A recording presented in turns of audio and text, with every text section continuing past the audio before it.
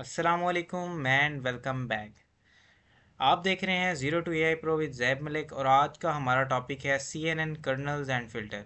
Convolution neural network के अंदर colonel's और फिल्टर्स होते क्या हैं, काम कैसे करते हैं, इनका बेनिफिट क्या होता है, इनका यूज़ केस क्या होता है, तो इसको आज हम डिस्कस करने वाले हैं।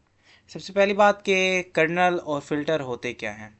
कर्नल और फिल्टर स्मॉल मैट्रिक्स होते हैं जो कि slide across image to detect specific features like edges, corners और टेक्सचर्स।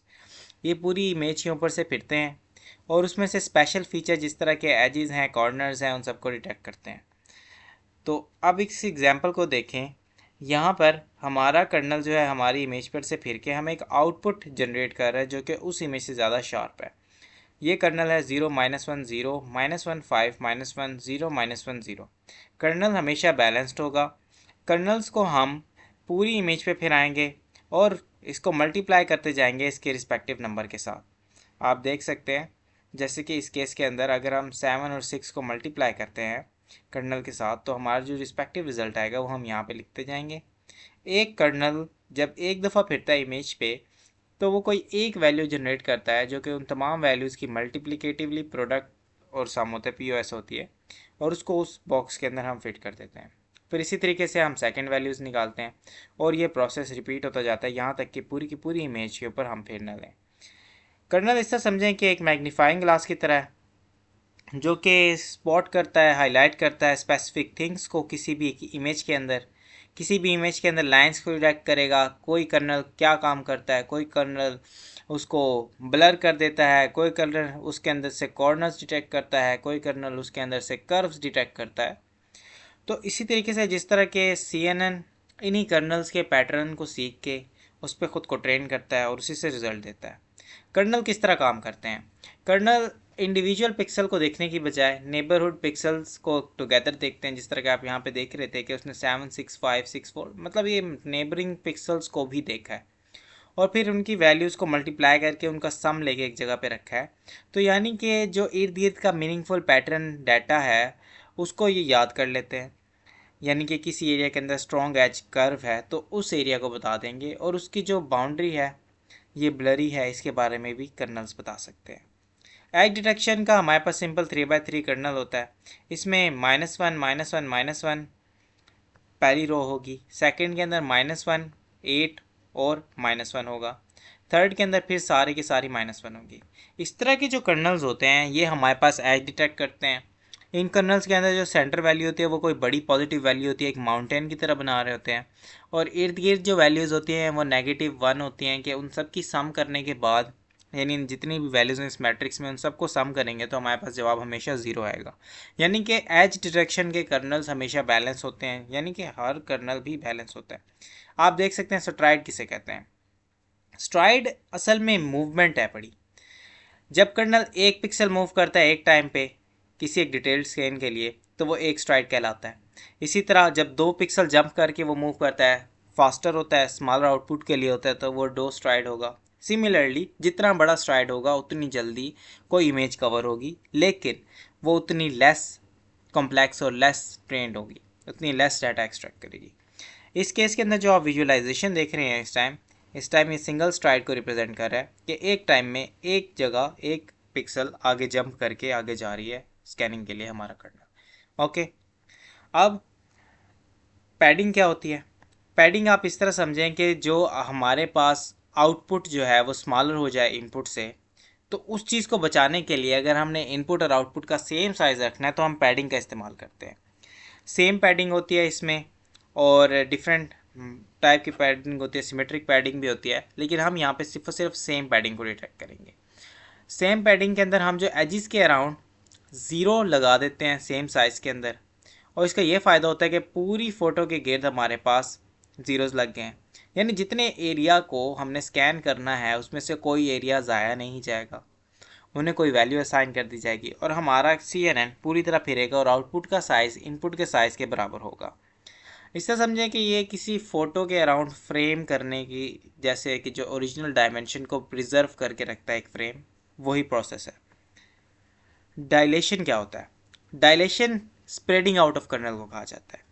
डायलेशन में स्पेसिस ऐड की जाती हैं कर्नल्स एलिमेंट के दरमियान में और वाइडर एरिया बगैर पैरामीटर को बढ़ाए प्रोवाइड किया जाता है। इस तरह समझें कि जिस तरह कि आप एक बड़ी लेंस इस्तेमाल करें, एक बड़ा मैग्नीफाइंग ग्लास इस्तेमाल करें। ओके, आउटपुट साइज़ किस तरह कैलकुलेट किया जाता है?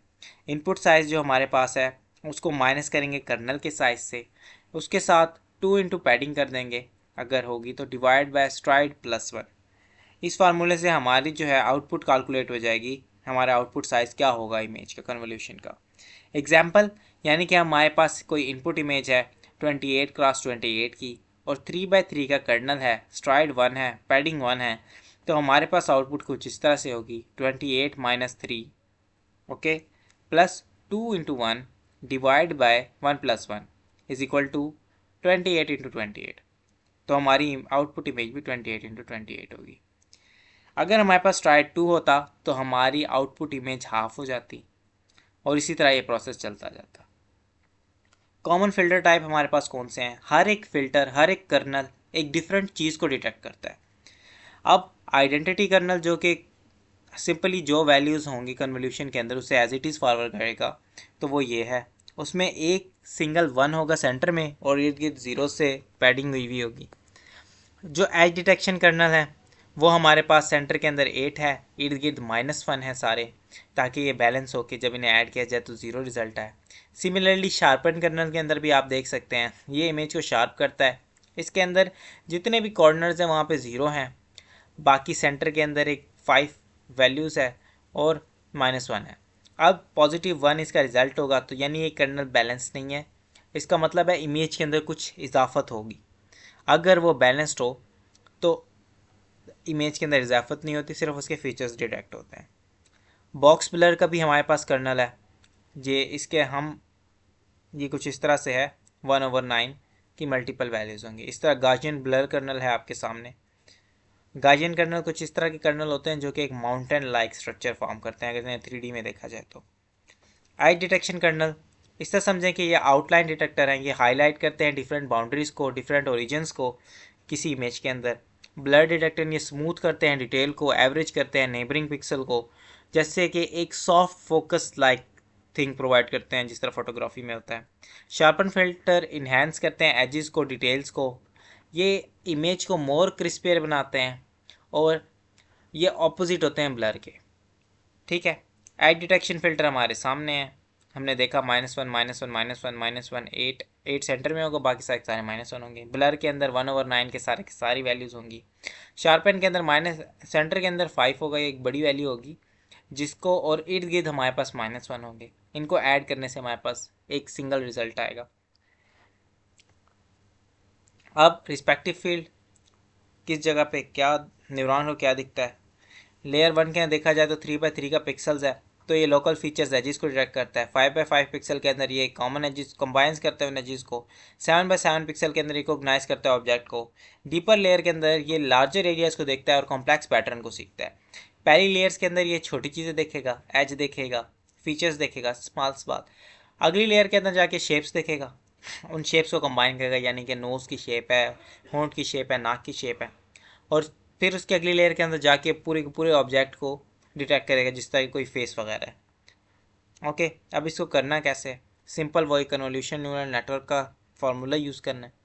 इसमें हम टेंसर फ्लो को इंपोर्ट करेंगे और टेंसर फ्लोज के अंदर केरास से हम सिक्वेंशियल को इंपोर्ट करेंगे। सिक्वेंशियल के अंदर हम लेयर्स को इंपोर्ट करेंगे केरास में से।